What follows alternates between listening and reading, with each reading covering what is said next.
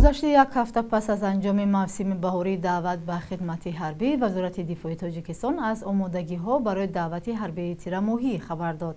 در جلسه مشاوره این نهاد که سامانه وزارت نشر کرد، گفته شده است برای دعوت حربی با صفت تیرماهی در همه شهر و ناحیه‌ها چاره‌بینی‌های پیش از دعوت برگزار می‌شود.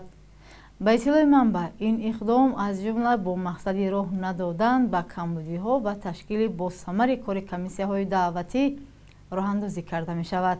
روز 31 مای موسم بهاری دعوت به خدمت حربی در تاجیکستان به پایان رسید، اما وزارت دفاع هنوز روز 1 مای از اجرای پوره نقشه دعوت حربی بهاری خبر داده بود.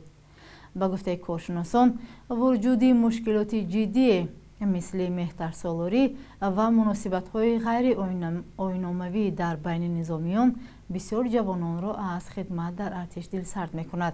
حادثه‌های مرگ سربازان در ارتش هم ثبت شدند، ولی در بسیار حالت‌ها سبب‌های واقعی این حادثه‌ها به والدان جامعه گفته نمی‌شود.